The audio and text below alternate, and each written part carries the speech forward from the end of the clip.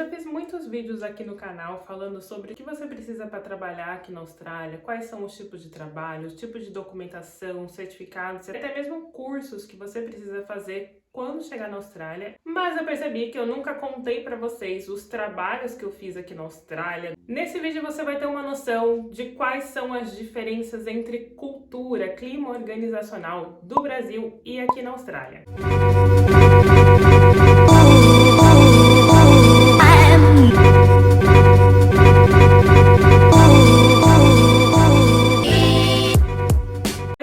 Roberta do Fora do Brasil. Vocês já sabem, né? Antes de eu entrar no assunto desse vídeo, eu já convido você a se inscrever aqui no canal, caso você não seja inscrito. Também dá o like nesse vídeo, compartilha com pessoas que têm interesse de morar fora do Brasil. Acompanha a gente lá no Instagram, porque diariamente eu posto informações sobre intercâmbio, vistos, lista, demanda, novidades aqui na Austrália e também algumas viagens. Falando em viagem, esse fim de semana finalmente foi o primeiro depois das liberações e restrições do Covid aqui na Austrália. Então a gente conseguiu viajar mais do que 15 quilômetros da nossa casa. A gente foi para uma região de vinhos, cheio de vinícolas aqui em Vitória. Vai ter vídeo no canal contando para vocês como é que foi o passeio, o que a gente fez lá. Em algum vídeo do canal eu já falei um pouquinho que meu primeiro emprego aqui na Austrália foi trabalhar de barista em um café. O australiano é bem viciado em café, eles tomam vários cafés por dia. Vão lá na cafeteria e eles querem pedir aquele café bonitinho, né, estilo Starbucks. Se você gosta dessa área de café, se você quer trabalhar na área de hospitality, aconselho você a fazer um curso desde o Brasil de barista. Saiba que você vai ter ótimas oportunidades aqui na Austrália, principalmente aqui em Melbourne. Esse café, na verdade, era um quiosque que ficava dentro da estação central, a principal estação, a mais antiga estação de trens aqui de Melbourne, que é a Flinders Street Station. Era um quiosque pequeno, não era um quiosque muito grande, trabalhava geralmente 2 pessoas por turno. Os turnos variavam de horário e era um café estilo takeaway. As pessoas pediam um café, faziam o café na máquina, às vezes elas pediam um sanduíche, pegava da geladeira, colocava na tostadeira ou no micro-ondas e servia a pessoa. Então eu atendia a pessoa desde o caixa até a entrega do produto. Ter trabalhado nesse café por 4 meses deu um salto no meu inglês, porque como era atendimento com cliente, eu também trabalhava com pessoas de nacionalidades diferentes e forçava bastante a falar. Enfim, tudo que tinha lá dentro do quiosque e os objetos que a gente usava para manusear o café, manusear a comida, todos esses nomes eu aprendi a falar inglês porque eu trabalhei nesse café. Roberta, você estava feliz trabalhando nesse café? Olha, eu vou ser bem sincera com vocês. Trabalhar em café é um dos trabalhos entry level, né? Trabalho para iniciante, quando a gente chega aqui na Austrália, é bem tranquilo, porque é um trabalho que você não se suja muito, é um trabalho que você desenvolve o inglês porque tá falando com pessoas. Os salários também geralmente são bem bons, são salários altos, principalmente para pessoas que sabem fazer o café, né? O barista aqui tem um salário bem legal. Eu consegui esse trabalho logo na primeira semana e eu consegui através de um site chamado Gumtree, que é um site que as pessoas usam tanto para procurar emprego quanto para vender coisas também, né? De repente você tem um móvel aí na sua casa, alguma coisa que você quer dar, doar, quer comprar, eles usam também esse site. Eu cadastrei o meu currículo, no mesmo dia que eu enviei, a pessoa entrou em contato comigo por telefone e convidou para ir no outro dia fazer um trial.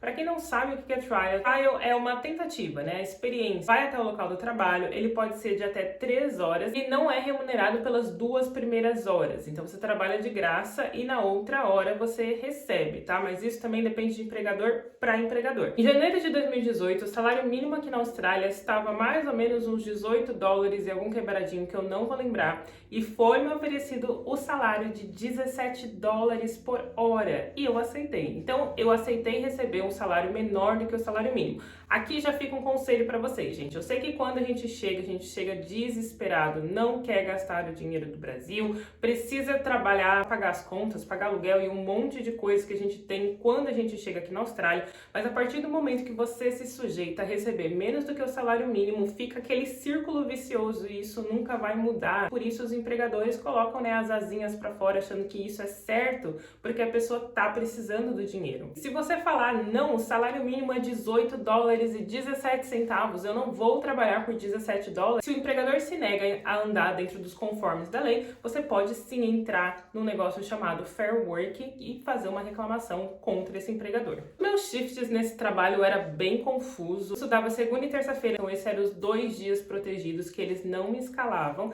Geralmente os meus horários era aquele horário que ninguém queria trabalhar. Eu entrava sempre à noite ou entrava muito cedo. No domingo de manhã, principalmente, eu abria às 6 horas da manhã. Já teve sextas e sábados que eu saía 1h30 da manhã. Como era na estação central e ela é bem movimentada, passava gente vindo da balada, gente vindo de jogo de futebol, gente vindo de jogo de cricket, um monte de atividades que acontecem ali naquela região do centro da cidade. Então era, gente, uma loucura. Então imagina, eu cheguei aqui com meu inglês intermediário, mais tímida, morrendo de medo de falar inglês, tendo que atender um monte de clientes, tendo que fazer um café muito bom no padrão australiano, sendo que eu não sabia nem fazer o café coado do Brasil. Foi bem desafiador, eu chorei bastante. Eu chegava em casa, eu chorava pro Fernando, falava, eu não sirvo nem pra fazer café.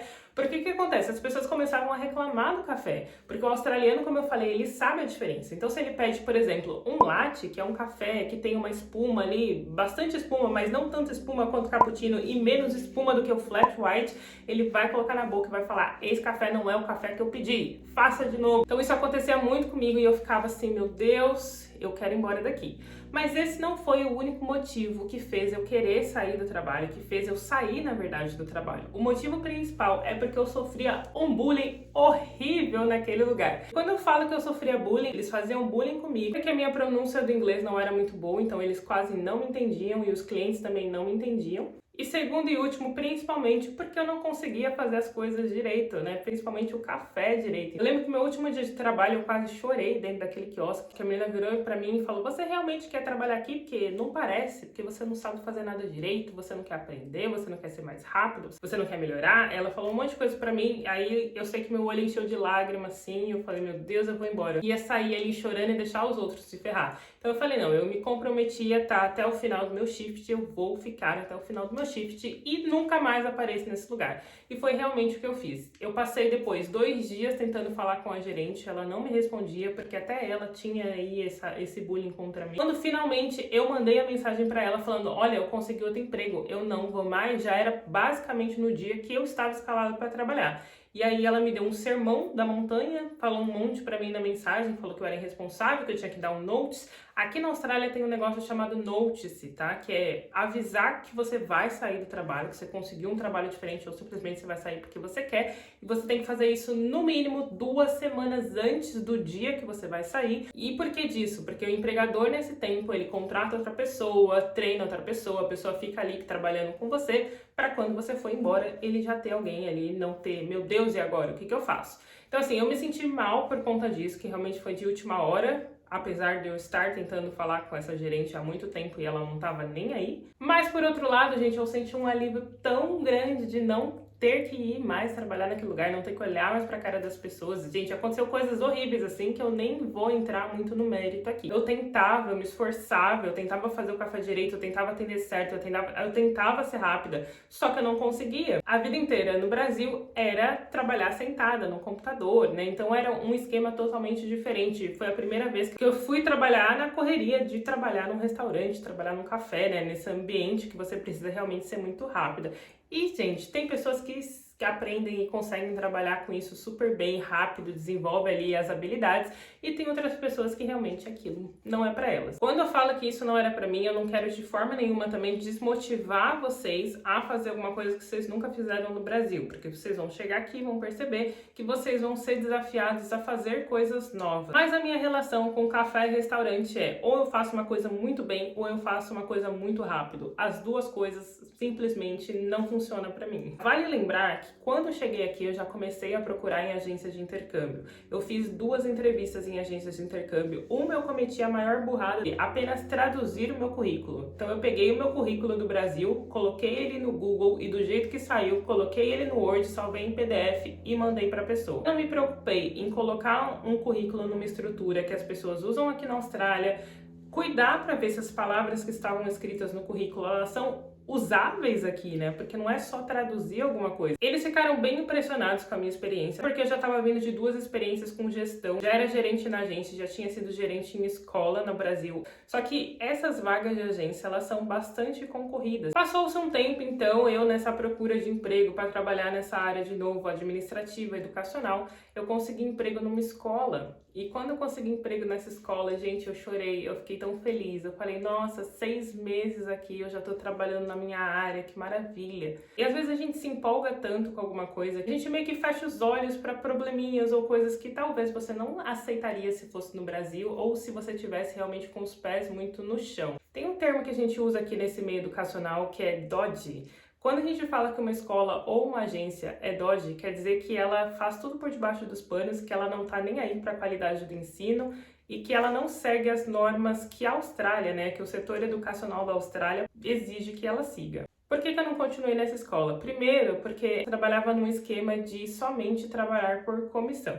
Então eu não recebia salário fixo, se eu matriculasse estudante eu recebia, se eu não matriculasse eu não recebia nada. E até então, gente, não seria nem o problema maior. O problema é que era muito difícil de eu conseguir matricular um estudante brasileiro ou da América Latina de modo geral. Porque estudantes brasileiros, vocês sabem, né? Se eu falar pra vocês, se matricula aqui nessa escola, a proposta de inglês era muito ridícula, vamos dizer assim, eram 2 dias na semana só, um professor não era nem australiano. A gente fala de curso de inglês, você quer estudar com um professor nativo, pelo menos que não fosse australiano, mas que fosse britânico, americano, canadense, que é o que acontece em algumas outras escolas aqui. O que tornava, gente, juntava tudo, era muito difícil de matricular brasileiro. Então eu trabalhei bastante, eu entrava em contato com as agências, ia visitar a agência, levava todo o material. Até que depois de muito suar, né, no final do 2º mês, eu consegui matricular uma estudante brasileira na agência, até que eu tinha feito a entrevista, que foi aquela que eu só traduzi o currículo. Eu fiz bastante amizade com o gerente de lá. Eu trabalhava só 3 dias na semana, porque eu era part-time. Ele falou, olha, tô mandando, ela já tá indo aí visitar a escola. Ela pode falar com você? Eu não tava, eu tava em casa. E eu morava bem longe do centro da cidade naquela época.